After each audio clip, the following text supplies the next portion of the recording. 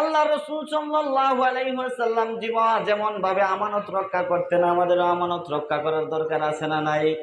আপনার কাছে কোনো ব্যক্তি, আপনার কাছে কোনো বন্ধু, আপনার কাছে কোনো ভাই, আপনার কাছে আপনার কোনো আত্মীয় কোনো কিছু জমা রাখলো, ধরেন টাকা জমা রাখলো, আপনি আবার তাকে যদি আবার কমায়া টাকাটা দেন, অথবা আপনার কাছে কোনো কিছু জমা রাখলো, আপনি তাকে যেভাবে রাখছে ঠিক সেভাবে যদি আপনি তাকে ফেরত না দেন, তাহলে আপনি আমানতের খেয়ানত করলেন। জোরে বলেন ঠিক কিনা? আজকের পৃথিবীতে দেখা যায় কর্জে হাসানাটা উঠে গেছে। কর্জে হাসানা বুঝেন? হাওলাত কি? হাওলাত টাকা দেওয়া। কোনো ভাই যদি বিপদে পড়ে, কোনো বন্ধু যদি বিপদে পড়ে, কোনো আত্মীয় স্বজন যদি বিপদে পড়ে, তাহলে তাকে কর্জে হাসানা দেওয়া রাসূল সাল্লাল্লাহু আলাইহি ওয়াসাল্লামের সুন্নাত। বলেন সুবহানাল্লাহ। কর্জে হাসানা আজকে থেকে এখন বর্তমান সমাজে উঠে গেছে। কেন? যখন কর্জে হাসানা কেউ আপনার কাছ থেকে নেয়, মানে হাওলাত যদি আপনি কাউকে দেন, সে আর আপনার সাথে যোগাযোগ করবে না। জোরে বলেন ঠিক কিনা? কল দিলে কল ধরবে না। আপনাকে যদি এক রাস্তায় দেখে আরেক রাস্তা দিয়ে চলে যাবে। জোরে কোন ঠিক কিনা? না ভুল বলছি? বলেন ঠিক কিনা? এই যে কর্জে হাসানা দিল, সে আপনাকে উপকার করলো নাকি ক্ষতি করলো? উপকার করছে কিনা? আপনি বলেছেন আগামীকালকে আমি তোমার টাকাটা পরিশোধ করে দেবো, আমাকে 500 টাকা ধার দাও। 500 টাকা ধার দিল, পরের দিন তো দেওয়া দূরের কথা, আর 1 মাসের ভিতর তার সাথে সাক্ষাৎ নাই। যেরকম ঠিক কিনা? কিন্তু যদি সুদের উপর যদি আপনি টাকা আনেন, 500 টাকা, 1000 টাকা, 10,000 টাকা, 1 লাখ টাকা, আপনার ভিতরে যন্ত্রণা শুরু হয়ে যায় কখন টাকাটা দিবেন। কারণ কি? টাকাটা না দিলে মাস যাবে আর টাকাটা বেড়ে যাবে। যেরকম ঠিক কিনা? আজকে সমাজের মধ্যে সুদ কেন বেড়ে গেছে? এই জন্য মানুষ আমানতের খেয়ানত করে। আপনি যে কর্জে হাসানা নিয়েছেন আপনার ভাইয়ের কাছ থেকে, আপনি বলেছেন আগামী কালকে দিয়ে দিবেন, 2 দিন পর, 1 মাস পর আপনি দিয়ে দিবেন, কিন্তু আপনি যে সময় মতো দেন নাই, এটা আমানতের খেয়ানত করলেন। জোরে বলেন ঠিক কিনা? আপনার মধ্যে মুনাফিকি স্বভাব চলে আসছে। জোরে বলেন ঠিক কিনা? তাহলে আপনি কর্জে হাসানা সময় মতো যদি পরিশোধ না করেন, হাওলাতের টাকাটা যদি আপনি সময় মতো পরিশোধ না করেন, এটাও আপনি আমানতের খেয়ানত করলেন। ঠিক কিনা? এই ব্যাপারে আল্লাহ রাসূল সাল্লাল্লাহু আলাইহি ওয়াসাল্লাম সুন্দর একটা হাদিস বলেছেন।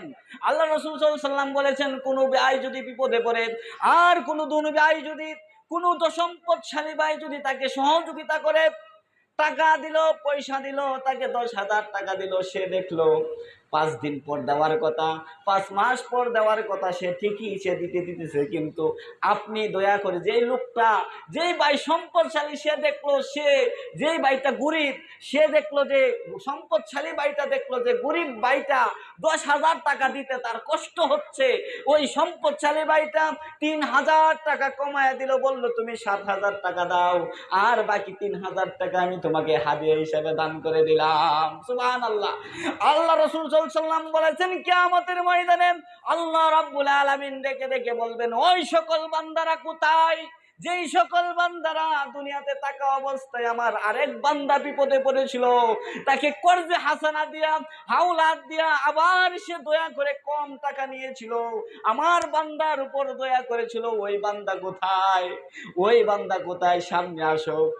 কারণ হলো, দয়া করা হলো আমি আল্লাহর গুণ। সুবহানাল্লাহ। দয়া করা কার গুণ? জুলে বলেন না কেন?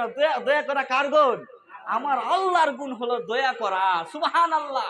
আল্লাহ দয়াটাকে 100 ভাগ করছেন, 100 ভাগ করে 99 ভাগ নিজের কাছে রাখছেন। আপনারা জানেন, 1 ভাগকে সারা মাখলুকাতের মধ্যে বিলাই দিয়েছেন। জোরে কোন ঠিক কিনা? এতেই কত ডাক, এতেই কত টান একজনের আরেকজনের প্রতি। জোরে কোন ঠিক কিনা? একজন আরেকজনের প্রতি জীবন পর্যন্ত দিয়া দেয়। তাহলে দয়াটা কার গুণ? জোরে বলেন কার গুণ? আমার আল্লাহর গুণ। আল্লাহ বলবেন কিয়ামতের ময়দানে, ও আমার বান্দারা, দয়া করা তো আমার গুণ ছিল, তুমি দুনিয়াতে এই গুণটা তুমি পালন করেছো, যাও আজকে এই কঠিন মুসিবতের দিন, যে তার মা তার ছেলেকে চিনবে না, ছেলে তার মাকে চিনবে না, ভাই তার বোনকে চিনবে না, স্বামী তার স্ত্রীকে চিনবে না, সেই কঠিন মুসিবতে আমি আল্লাহ রাব্বুল আলামিন তোমাকে দয়া কইরা, মাফ কইরা জান্নাতে দিয়া দিলাম। সুবহানাল্লাহ। কেন? আপনি দুনিয়াতে বান্দার প্রতি দয়া করেছেন। হাদিস আসছে, যে বান্দার প্রতি দয়া করে না, আল্লাহ তার প্রতি দয়া করে না। আপনি যদি বান্দার প্রতি দয়া করেন, আল্লাহ আপনার প্রতি দয়া করবে। বলেন সুবহানাল্লাহ। তাহলে যে কর্জে হাসানা এটা কত বড় একটা নিয়ামত, জোরে কোন ঠিক কিনা? আপনি কর্জে হাসানা দিলেন, আপনি নিলেন, বললেন যে 5 দিন পর 10 দিন পর দিয়ে দিবেন, আপনি সময় মতো দিলেন না, আপনি আমানতের খেয়ানত করলেন, জোরে বলেন ঠিক কিনা? শুধু তাই নয়, এরপরে আসে আপনার ছেলে মেয়েকে ছেলে মেয়ে দান করেছেন কে? জোরে বলেন কে দান করছেন? সন্তান দেওয়ার মালিক কে? ছেলে দেওয়ার মালিক কে? মেয়ে দেওয়ার মালিক কে? সন্তান না দেওয়ার মালিক কে? আল্লাহ। যে সন্তান নামক নিয়ামতটা আল্লাহ রাব্বুল আলামিন আপনাকে আমাকে দিয়েছেন, এই সন্তানটা হলো আপনার আমার কাছে আমানত। সুবহানাল্লাহ। কার দেওয়া আমানত? আল্লাহর দেওয়া আমানত। আপনি আমানতের যদি খিয়ানত করেন, আপনি কিয়ামতের ময়দানে আল্লাহর দরবারে আপনাকে জবাবদিহিতা করতে হবে। কারণ সন্তান দিয়েছেন আল্লাহ রাব্বুল আলামিন আপনাকে আমানত স্বরূপ। আপনি কোরআন হাদিস শিক্ষা দিলেন না, নামাজ শিক্ষা দিলেন না, আপনি রোজা শিক্ষা দিলেন না, আপনার সন্তানরা ছোট সময় থেকে কোথায় কোথায় যায় আপনি খেয়াল রাখলেন না, আপনি সন্তানটাকে মানুষের মতো মানুষ করে তুললেন না, আর এই সন্তানরা বিপদে গিয়ে মাদকাসক্ত হয়ে গেছে। কি হয়ে গেছে? সে বিপথে চলে গেছে। চলে যাওয়ার কারণে ছেলেটা নষ্ট হয়ে গিয়েছে। নষ্ট হয়ে যাওয়ার কারণে ওই ছেলেটা কিন্তু ইসলাম, দুনিয়া, সামাজিক এবং ইসলামের হুকুম আহকাম সে কিছুই জানলো না। এই আপনি যদি ছোট সময় থেকে যদি তাকে শাসন করতেন, কোরআনের শিক্ষায় শিক্ষিত করতেন, হাদিসের শিক্ষায় শিক্ষিত করতেন, ইসলামের শিক্ষায় শিক্ষিত করতেন, সন্তানটা ভালো হয়ে যেত। যেরকম ঠিক কিনা? সন্তান যখন বড় হয়, পিতামাতা ভয় করে সন্তানের সাথে কথা বলতে। কোন দিকটা সন্তান বুঝি রাগান্বিত হয়ে যায় কিনা, কোনো অপমান করে ফেলে কিনা, জোরে বলেন ঠিক কিনা? সন্তান বড় হলে পিতামাতা ভয়ে ভয়ে কথা বলে, জোরে কোন ঠিক কিনা?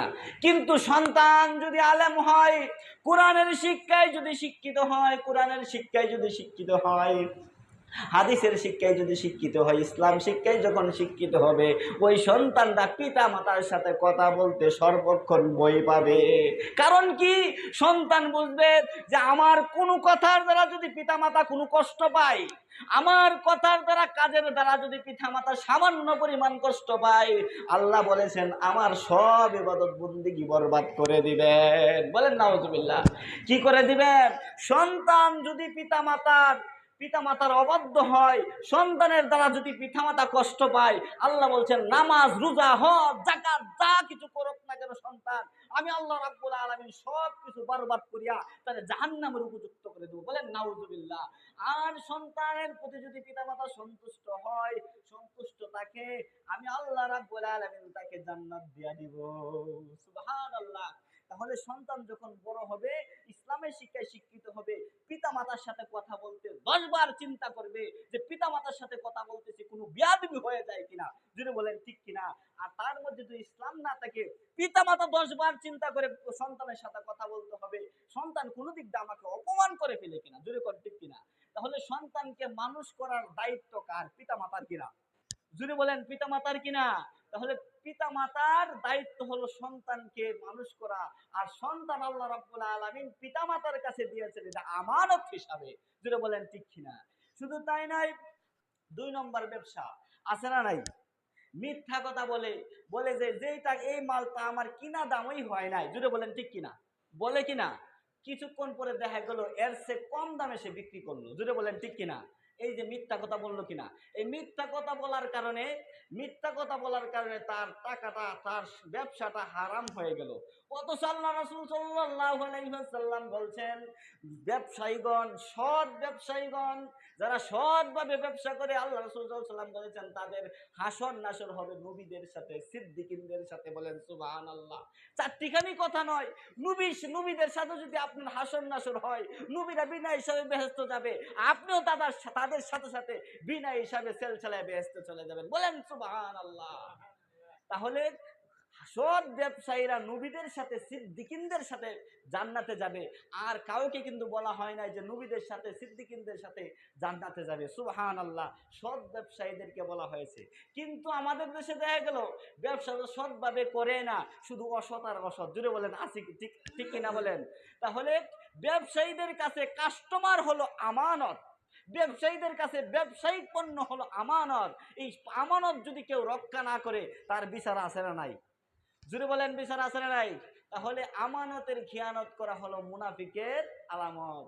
তাহলে ব্যবসা করতে হবে সৎভাবে। জোরে বলেন কিভাবে সৎ ব্যবসা করতে হবে? সৎভাবে।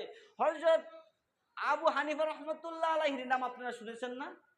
হযরত আবু হানিফা রাহমাতুল্লাহ আলাইহি কেমন ছিলেন? তিনি সারাদিন ব্যবসা করতেন, আবার ইসলামের কাজেও তিনি সর্বক্ষণ নিয়োজিত থাকতেন। বলেন সুবহানাল্লাহ। তার তিনি কর্মচারীকে দিয়ে গেছেন ব্যবসা করার জন্য। সারাদিন ব্যবসা করার পর সন্ধ্যার সময় আবু হানিফা রাহমাতুল্লাহ আলাইহি তিনি তার ব্যবসার দোকানে আসলেন। এসে বললেন, এখানে একটা কাপড় রেখে গিয়েছিলাম, আলাদা করে একটা কাপড় রেখে গিয়েছিলেন, এই কাপড়টার মধ্যে সমস্যা রয়েছে। কি রয়েছে? সমস্যা, কাপড়টা ছিঁড়া। এই কাপড়টা কোথায়? তখন তার কর্মচারী বলল, এই কাপড়টাকে তো আমি বিক্রি করে দিয়েছি হুজুর। হযরত আবু হানিফা রাহমাতুল্লাহ আলাইহি বললেন, শহরের মধ্যে দোকান, আমি কার কাছে আমার কর্মচারী এই কাপড়টা বিক্রি করেছে আমি জানি না। হযরত আবু হানিফা রাহমাতুল্লাহ আলাইহি সারা দিন যত ব্যবসা করেছিল, লাভ আসল মিলাইয়া যত ব্যবসা করেছিল, সন্ধ্যা পর্যন্ত, রাত্র পর্যন্ত সব টাকা একত্রিত করে যেই লোকটা কাপড়টা নিয়ে গেছে বলে ওই লোকের নামে সবগুলি টাকা পয়সা দান করে দিয়েছেন। সুবহানাল্লাহ। তারা হলেন কি? ব্যবসায়ী। সুবহানাল্লাহ। চিন্তা করতে পারছেন? তাহলে ব্যবসার পণ্যের দোষ ত্রুটি গোপন করে বিক্রি করা হারাম। গোপন করে বিক্রি করা কি? হারাম। ধরেন একটা তেল বিক্রি করবেন, তেলের মধ্যে ডেট ওভার হয়ে গেছে, আপনি বললেন যে এটা ডেট রয়েছে, ডেট আছে, কিন্তু কাস্টমার বুঝতে পারলো না, আপনি কাস্টমারকে ধোঁকা দিয়ে আপনি এটা বিক্রি করে দিলেন, আপনি হারাম ব্যবসা করলেন। পণ্যের দোষ গোপন রাখছেন। আপনি গরু বিক্রি করবেন, গরুর মধ্যে মারাত্মক একটা রোগ রয়েছে, এই রোগটা আপনি গোপন করে আপনি বিক্রি করে দিলেন, তাহলে আপনি ব্যবসাটা হারাম ব্যবসা করলেন। আপনি যদি এভাবে চিন্তা করেন, আমি যদি একটা মোবাইল না চালাইতে পারি, আরেকজনে কিভাবে মোবাইলটা চালাইবে? মোবাইলের মধ্যে নানান সমস্যা, আমি যদি মোবাইলটা না চালাইতে পারি, আরেকজনে কেমনে চালাইবো? যদি কোন ঠিক কিনা? এটার মধ্যে দোষ ত্রুটি রয়েছে। এই দোষ ত্রুটি যদি আপনি বর্ণনা করার পর যদি কাস্টমার কিনে নেয়, আপনার কোনো দায় নাই। জুড়ে বলেন ঠিক কিনা? এই দোষ ত্রুটিগুলি আপনি বর্ণনা করা, এটা হলো আপনার আমানত। আপনি যদি পণ্যের দোষ ত্রুটি যদি গোপন করে বিক্রি করেন, আপনি আমানতের খেয়ানত করলেন। জুড়ে বলেন ঠিক কিনা? তাহলে শিক্ষকের কাছে হলো ছাত্ররা হলো আমানত। কোন শিক্ষক যদি চিন্তা ভাবনা করে যে ক্লাসের মধ্যে এই চিন্তা নিয়ে যদি ভালোভাবে না পড়ায়, চিন্তা ভাবনা করে এখন যদি ভালোভাবে ক্লাসের মধ্যে পড়ায়, তাহলে ছেলেটা, ওই মেয়েটা, ওই ছাত্রটা, ওই ছাত্রীটা আমার কাছে প্রাইভেট পড়বে না, এই নিয়তে যদি ভালোভাবে ক্লাসের মধ্যে টিচিং না দেয়, শিক্ষা না দেয়, তাহলে এই শিক্ষক আমানতের খেয়ানত করলো। যেরকম ঠিক কিনা? কারণ তাকে সরকার একটা নির্দিষ্ট অঙ্কে টাকা দিচ্ছে ছেলে মেয়েদেরকে পড়ানোর জন্য, আর সে চিন্তা ভাবনা করতেছে প্রাইভেট পড়ায় সে টাকা ইনকাম করবে, এই জন্য সে ক্লাসের মধ্যে এসে গল্প গুজব করে সময়টা কাটিয়ে দিয়েছে, সে আমানতের খেয়ানত করলো। যদি বলেন ঠিক কিনা? যদি বলেন ঠিক কিনা? সে আমানতের খেয়ানত করলো।